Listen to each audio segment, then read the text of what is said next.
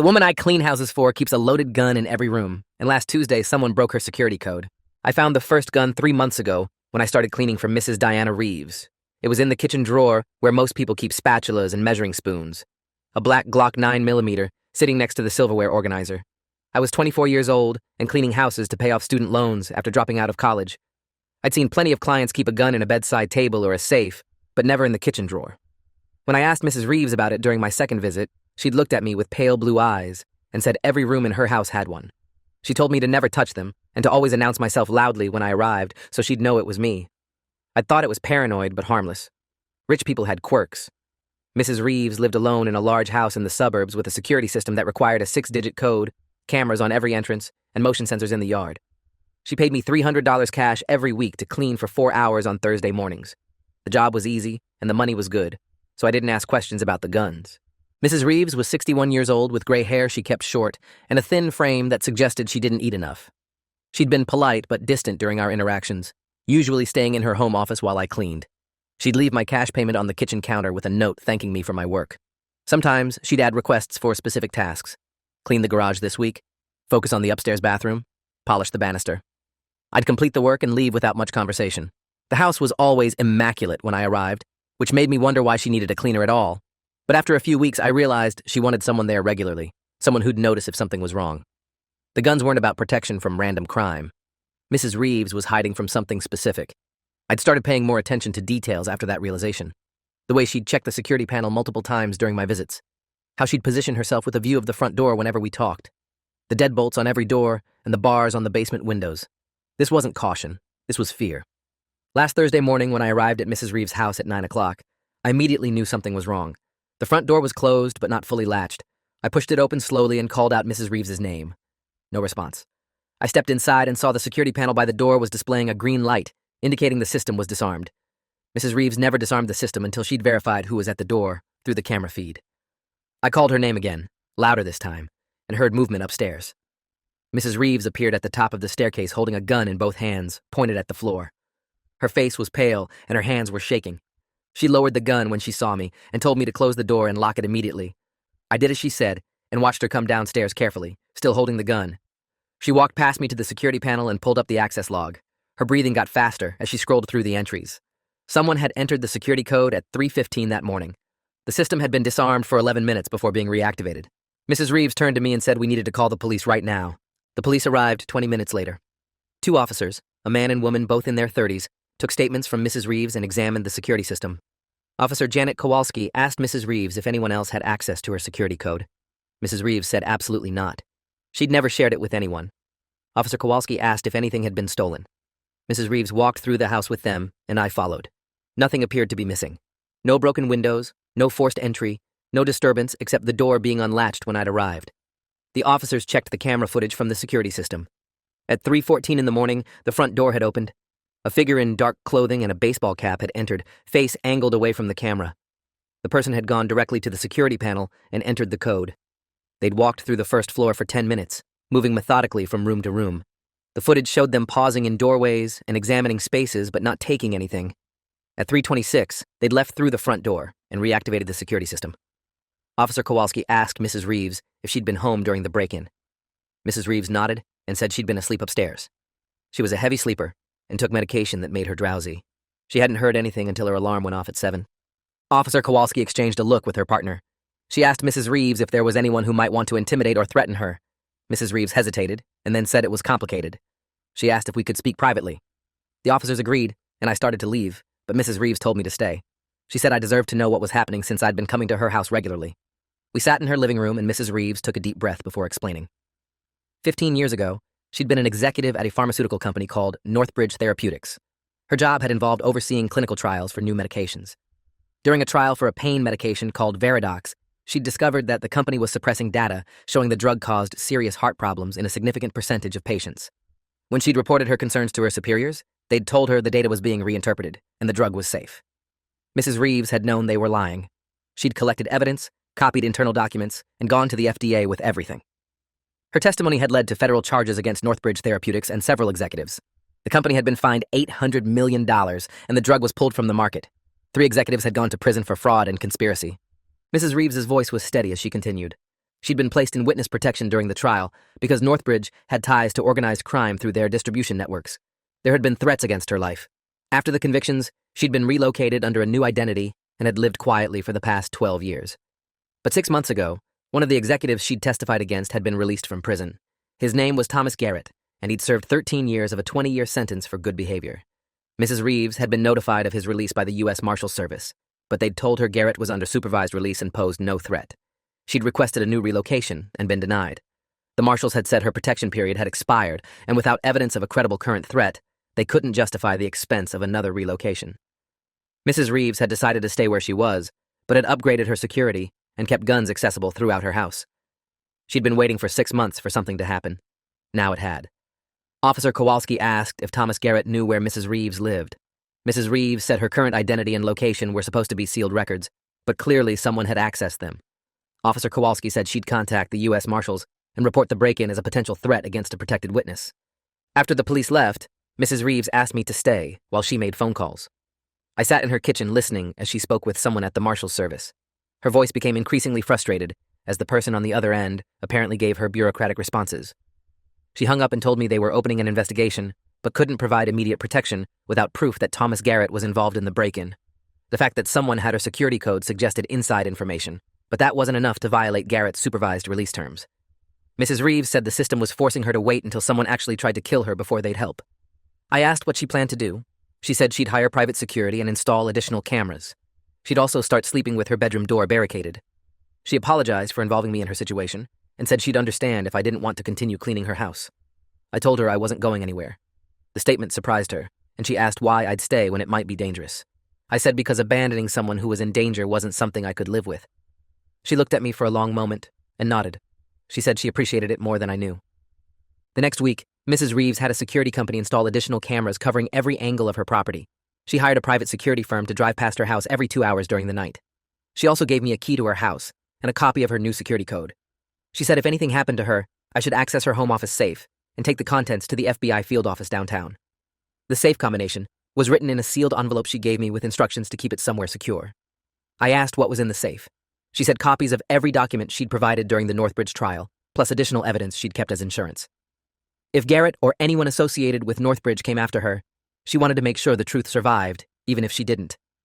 The weight of that responsibility settled on me heavily. I was a house cleaner who'd stumbled into something far more serious than I'd ever expected.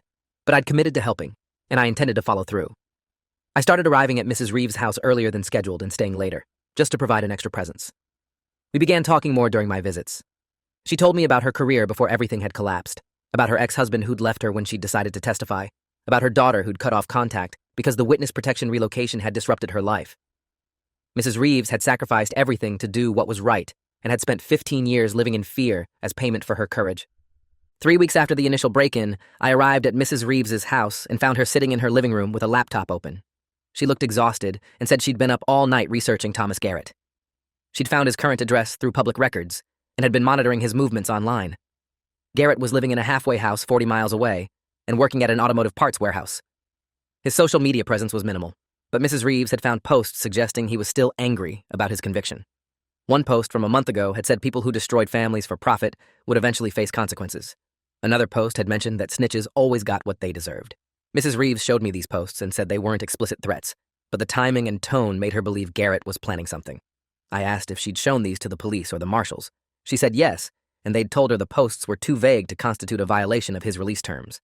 Without evidence directly connecting Garrett to the break-in, their hands were tied. Mrs. Reeves was frustrated and frightened. She said the system that had required her testimony to prosecute criminals was now refusing to protect her from those same criminals seeking revenge. I suggested we document everything ourselves, create a record of suspicious activity that could establish a pattern if something else happened. Mrs. Reeves agreed, and we started keeping detailed logs.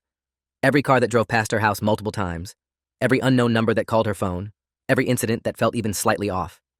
I installed a dash cam in my car and started recording my drives to her house. Mrs. Reeves backed up all her security footage to cloud storage so it couldn't be destroyed if someone broke in again. We were building a case the authorities couldn't ignore. 2 weeks into our documentation effort, Mrs. Reeves called me at 7 in the morning on a Saturday. Her voice was shaking. Someone had left a dead rat on her front porch during the night. The security cameras had caught a figure in dark clothing approaching the house at 2 in the morning. The person had thrown something at the porch and left quickly. Mrs. Reeves had found the rat when she'd checked her doorstep after seeing the motion alert from her security system. I drove to her house immediately and found her sitting in her kitchen with her hands wrapped around a coffee mug. She looked like she hadn't slept. She showed me the security footage, and I watched the grainy video of someone approaching under cover of darkness. The person's face wasn't visible, but their movements were deliberate and confident. This wasn't random vandalism. This was a message. We called Officer Kowalski, and she came out to file a report. She photographed the dead rat and collected it as evidence. She reviewed the security footage and said it showed clear intent to intimidate. She'd add this incident to the ongoing investigation and recommend that the Marshal Service reevaluate Mrs. Reeves' threat level. Kowalski seemed genuinely concerned and frustrated by the limitations of what she could do. She told Mrs. Reeves to call immediately if anything else happened, no matter how minor it seemed. After Kowalski left, Mrs. Reeves broke down crying. It was the first time I'd seen her lose composure. She said she was tired of being afraid and tired of fighting a system that didn't care about protecting witnesses after they'd served their purpose. She'd done everything right. She'd reported the fraud, testified in court, and followed all the rules of witness protection. And now she was being hunted by someone with nothing to lose, while the authorities told her they couldn't help without more evidence. I stayed with her for hours that day, making sure she ate something and helping her secure her house even further. I installed motion sensor lights around the perimeter and added additional locks to her doors. We were doing everything we could, but it felt inadequate against someone determined to hurt her. The harassment escalated over the next month. Someone slashed Mrs. Reeves's tires twice while her car was parked in her garage. The security cameras showed the same dark-clothed figure entering through a side door that had been left unlocked. Mrs. Reeves insisted she'd locked every door, but somehow the perpetrator kept gaining access. Her mail was stolen multiple times. She received hang-up calls at odd hours from blocked numbers. Someone spray-painted the word snitch on her fence. Each incident was reported to police and added to the growing file, but without being able to identify the perpetrator or directly connect the harassment to Thomas Garrett, no arrests could be made. Officer Kowalski ran the security footage through facial recognition but got no matches. She checked Garrett's GPS monitor from his supervised release and found he was always at his halfway house or work during the incidents. Either he had a perfect alibi or he was using someone else to do his dirty work. Mrs. Reeves was deteriorating under the constant stress. She lost weight and developed dark circles under her eyes. She started taking more medication to sleep and began talking about selling her house and disappearing without notifying the marshals. I convinced her that running would only make things worse. We needed to catch whoever was doing this. I decided to stake out Mrs. Reeves' house myself. I told her I'd park down the street at night and watch for suspicious activity. She argued it was too dangerous and I should stay away, but I insisted. I started parking 3 houses down with a clear view of her property. I'd arrive at 11 at night and stay until 5 in the morning, sleeping in my car between checks of my dashcam feed. For 5 nights, nothing happened. On the 6th night, at 2:30 in the morning, I saw a dark sedan drive slowly past Mrs. Reeves' house. The car circled the block twice before parking on the opposite side of the street. I recorded everything on my dashcam and called Officer Kowalski. She arrived with backup within 15 minutes. They approached the sedan and found a man in his 30s sitting in the driver's seat. He claimed he was lost and looking for an address. The officers ran his identification and found his name was Kyle Brennan. He had a criminal record, including burglary and assault. When Kowalski asked what he was doing in this neighborhood at 2:30 in the morning, Brennan said he was visiting a friend. He couldn't provide a name or address. Kowalski told him to leave the area immediately and warned that if he returned, he'd be arrested for trespassing. The officers followed Brennan's car until he got on the highway, heading away from the neighborhood. Kowalski returned to where I was parked and said they'd run Brennan's background more thoroughly. She asked me to send her my dashcam footage, showing his vehicle circling the block. I transferred the files to her, and she said this was the break they needed. Brennan's presence established a pattern of surveillance. If they could connect him to Thomas Garrett, they could make arrests for conspiracy and harassment. Kowalski told me I'd done good work and to keep documenting everything. She also warned me to be careful. If Brennan or Garrett realized I was involved in protecting Mrs. Reeves, I could become a target. I thanked her for the warning and said I understood the risks. The next morning, I told Mrs. Reeves about Kyle Brennan. She didn't recognize the name but said it fit the pattern. Garrett was using an intermediary to maintain deniability. We needed to find the connection between them. Mrs. Reeves used her laptop to research Brennan and found he'd been released from prison 2 years ago. He'd served time for breaking and entering and had been incarcerated at the same facility where Thomas Garrett had been held. They'd overlapped for 8 months. Mrs. Reeves printed out documentation showing the connection and took it to the police station. Detective Isaac Vance was assigned to the case at this point. He was in his 50s with gray hair and a serious demeanor. He reviewed all the incident reports and the evidence Mrs. Reeves had gathered. He said the connection between Garrett and Brennan was significant but circumstantial. They needed proof that Garrett had hired or instructed Brennan to harass Mrs. Reeves. Vance said he'd put surveillance on both men and try to establish communication between them. He also contacted the U.S. Marshal Service and strongly recommended they provide protection for Mrs. Reeves, given the escalating harassment. The marshals agreed to assign an agent to check on her daily, but said they couldn't provide full-time protection without a direct threat. Detective Vance seemed as frustrated as we were by the bureaucratic limitations. He told Mrs. Reeves to document everything and call immediately if Brennan or anyone else showed up at her property. He gave her his direct cell number and said he was taking this case seriously. Mrs. Reeves thanked him, and we left the police station feeling slightly more supported, but still vulnerable. The system was reacting to the harassment, but not preventing it. We were always one step behind. And then the breakthrough came 2 weeks later when Detective Vance called Mrs. Reeves with news. Police surveillance had caught Kyle Brennan meeting with Thomas Garrett at a diner 30 miles outside the city. They'd sat together for 40 minutes, and Garrett had passed Brennan an envelope. Undercover officers had photographed the exchange and followed Brennan afterward. Brennan had driven directly to Mrs. Reeves' neighborhood and circled her block 3 times before leaving. The surveillance established direct contact between Garrett and Brennan immediately before Brennan engaged in harassment behavior. Vance said this was enough to bring both men in for questioning. He obtained warrants and had both arrested the following day. Thomas Garrett was charged with violating his supervised release terms by associating with a known felon and engaging in criminal conspiracy. Kyle Brennan was charged with stalking, harassment, criminal mischief, and multiple counts of trespassing. Both men were held without bail pending trial. Detective Vance called Mrs. Reeves to inform her of the arrests, and she broke down crying in relief. For the first time in months, she felt like she could breathe. The immediate threat had been neutralized. The investigation expanded after Garrett and Brennan's arrests. Police executed search warrants on both men's residences and found extensive evidence of the conspiracy. Garrett's apartment contained photographs of Mrs. Reeves's house, printed maps of her neighborhood, and handwritten notes detailing her routines. He'd been planning this harassment campaign systematically. Brennan's apartment contained burglary tools and clothing matching what the dark figure had worn in Mrs. Reeves' security footage. Most damaging was a series of text messages between Garrett and Brennan discussing payment for completed tasks. The texts used coded language, but the context made their meaning clear. Garrett had been paying Brennan $500 for each harassment incident. The total payment over 2 months had been $6,000. Detective Vance presented this evidence to the district attorney's office, and additional charges were filed against both men, including criminal conspiracy, witness intimidation, and stalking. The DA assigned a senior prosecutor named Laura Fitzgerald to build the case. She met with Mrs. Reeves and me at the police station to review all the evidence we'd gathered.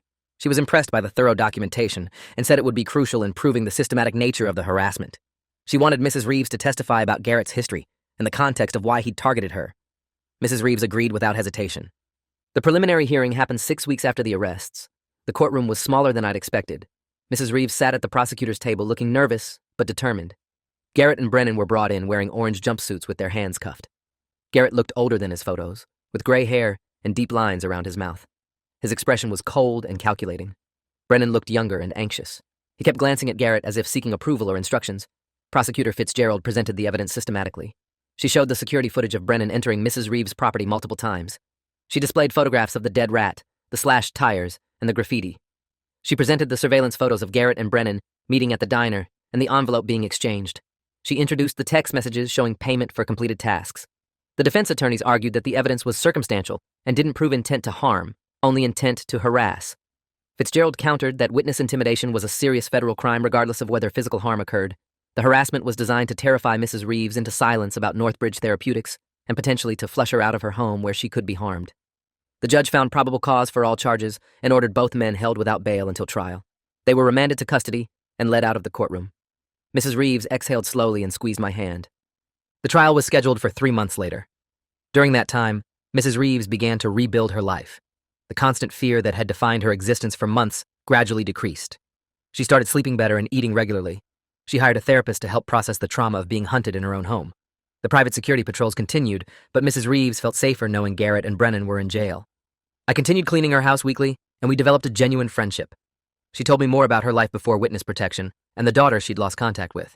She'd tried reaching out multiple times over the years, but her daughter Claire refused to respond. Claire blamed Mrs. Reeves for destroying their family and forcing them into hiding. The estrangement clearly caused Mrs. Reeves profound pain. She said protecting the public from a dangerous drug had been the right thing to do, but the personal cost had been devastating. She'd lost her marriage, her relationship with her daughter, her career, and 15 years of normal life. Sometimes she wondered if the sacrifice had been worth it. I told her it absolutely had been. Thousands of people were alive because she'd had the courage to expose Northbridge's fraud. Her daughter might not understand that now, but maybe someday she would. The trial began on a cold morning in January. Prosecutor Fitzgerald's case was methodical and compelling. She called Detective Vance to testify about the investigation and evidence collection. She called Officer Kowalski to describe the initial break-in and subsequent harassment incidents. She presented expert testimony from a security consultant who explained how Mrs. Reeves's security code had likely been obtained through accessing sealed federal witness protection records, suggesting Garrett had connections capable of breaching supposedly secure databases. The most powerful testimony came from Mrs. Reeves herself. She described her decision to report Northbridge's fraud 15 years ago. She explained the threats she'd received during the original trial and the years she'd spent in witness protection. She detailed the escalating harassment over recent months and the psychological impact of being hunted in her own home. She cried on the stand when describing how Garrett's release from prison had triggered a new wave of terror. Fitzgerald asked why Mrs. Reeves thought Garrett had targeted her. Mrs. Reeves said Garrett blamed her for his conviction and imprisonment. His targeting wasn't just about revenge, it was about silencing her permanently so she couldn't testify or speak publicly about Northbridge if the case was ever revisited. There were still victims of Veridox pursuing civil suits, and Mrs. Reeves' testimony remained valuable to their cases. Eliminating her would help protect what remained of Northbridge's shattered reputation and potentially shield other executives from accountability. Kyle Brennan's defense attorney tried to portray him as a desperate man who'd taken money to do harmless pranks without understanding the larger context. The argument fell apart when Fitzgerald presented evidence that Brennan had researched Mrs. Reeves online and knew about her role in the Northbridge case. Brennan had knowingly participated in intimidating a witness. Thomas Garrett's defense was more sophisticated. His attorney argued that the text messages were ambiguous and didn't prove Garrett had ordered harassment. He claimed the meeting at the diner was innocent, and Garrett had simply loaned Brennan money as a friend. He suggested the harassment might have been Brennan's independent idea. Fitzgerald destroyed that defense by presenting phone records showing Garrett and Brennan had communicated 53 times in the 2 months before the first harassment incident. She showed that payment amounts in the text messages directly corresponded to specific incidents at Mrs. Reeves' house. She presented testimony from a forensic accountant who'd traced cash withdrawals from Garrett's bank account matching the dates and amounts discussed in the texts. The evidence was overwhelming. Garrett had orchestrated everything while trying to maintain plausible deniability. I testified about my surveillance in finding Kyle Brennan's car circling the block. I described the documentation efforts Mrs. Reeves and I had undertaken because the authorities couldn't or wouldn't help quickly enough. Garrett's attorney tried to suggest I had ulterior motives for helping Mrs. Reeves, implying I was romantically interested or financially benefiting. I stated clearly that I'd helped because intimidating witnesses was wrong and leaving someone defenseless against harassment was cowardly. I'd done what anyone with basic decency should do. The jury listened attentively. Closing arguments happened on a Friday afternoon.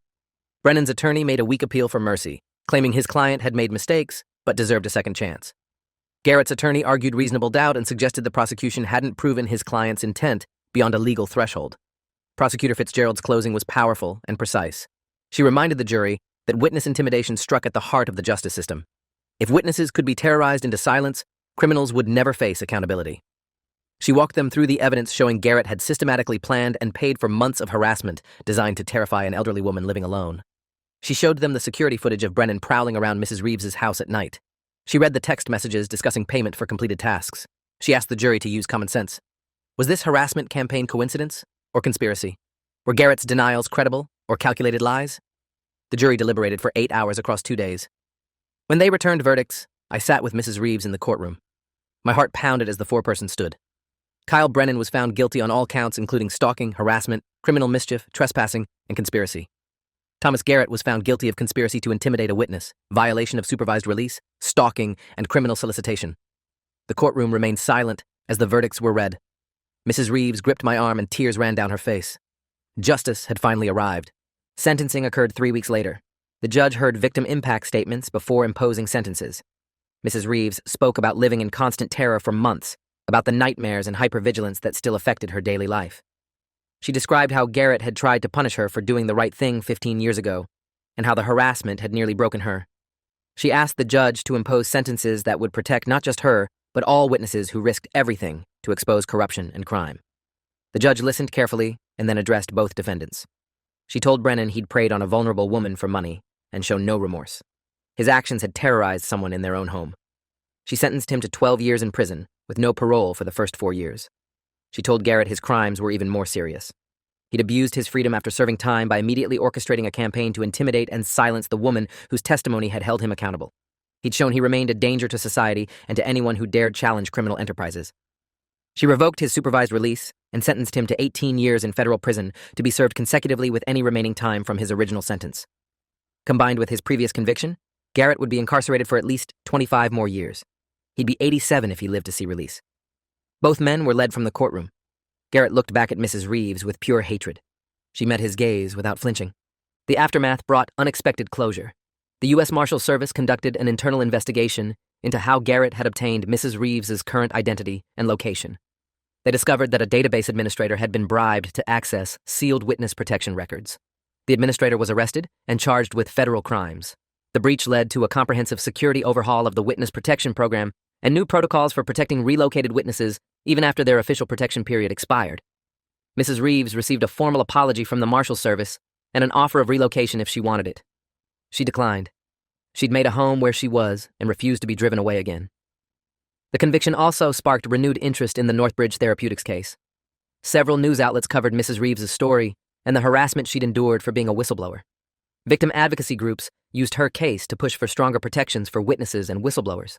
Legislation was introduced requiring federal agencies to provide ongoing security assessments for witnesses who'd testified in major cases. Mrs. Reeves became an advocate herself, speaking publicly about the need to protect people who expose corporate and criminal wrongdoing. She said the system shouldn't force ordinary people to sacrifice their safety and peace of mind for doing what was right. 6 months after Garrett's sentencing, Mrs. Reeves received an unexpected letter. It was from her daughter, Claire. The letter said Claire had followed the news coverage of the trial and finally understood what her mother had endured. She apologized for cutting off contact and said she'd been too young to comprehend the magnitude of what Mrs. Reeves had done by exposing Northbridge. She asked if they could meet and try to rebuild their relationship. Mrs. Reeves cried when she read the letter to me. She said this was the closure she'd needed more than anything the justice system could provide. She wrote back immediately, and they arranged to meet the following month. When the day came, I drove Mrs. Reeves to a restaurant downtown where Claire was waiting. I stayed in the car while they had lunch. 2 hours later, Mrs. Reeves emerged looking lighter than I'd ever seen her. She said Claire wanted to stay in touch and meet regularly. They had years of lost time to make up for. On the drive home, Mrs. Reeves thanked me for everything I'd done. She said hiring me as a house cleaner had been the luckiest decision she'd ever made. I'd ended up being so much more than an employee. I told her I was glad I could help and proud of her courage. She'd stood up to criminals twice, first by exposing corporate fraud, and then by refusing to be terrorized into silence. That took rare strength. 1 year after the security breach that started everything, Mrs. Reeves' house was finally peaceful. The guns remained in every room, but she told me they felt less like desperate necessities and more like reasonable precautions. The security system stayed active, but she no longer checked it compulsively. She'd started sleeping through the night without medication. She'd gained back the weight she'd lost, and the dark circles under her eyes had faded. She and Claire met for lunch every Sunday, and were slowly rebuilding their relationship. Mrs. Reeves had started writing a book about her experiences with Northbridge and the importance of protecting whistleblowers. I still cleaned her house every Thursday morning, though she kept telling me the place was spotless and I barely had work to do. We both knew I wasn't there just to clean anymore. I was there because we'd gone through something intense together and had formed a bond that transcended our original employer-employee relationship. One Thursday morning as I was finishing up, Mrs. Reeves handed me an envelope. Inside was a check for $10,000. I tried to refuse it, but she insisted. She said it was a bonus for literally helping save her life. She told me to use it for school or whatever I needed to build my future. I took the check because refusing felt like it would diminish her gratitude. I told her the money wasn't why I'd stayed and helped. I'd stayed because leaving someone in danger wasn't something I could live with. She smiled and said she knew, and that was exactly why she was grateful. We sat at her kitchen table drinking coffee and talking about her book progress. The loaded guns were still in every room, silent reminders of what she'd survived and the price she'd paid for courage. But they were no longer weapons of fear. They were symbols of her refusal to be silenced or broken. Thomas Garrett was in prison where he belonged. Kyle Brennan was paying for his crimes. The system had eventually delivered justice, even if it had taken too long and required ordinary people to fight harder than they should have needed to. Mrs. Reeves was safe now, and the voices of witnesses and whistleblowers were a little more protected because of her fight. If you enjoyed this, you'll definitely want to see the next ones too. So subscribe now and let me know your take in the comments.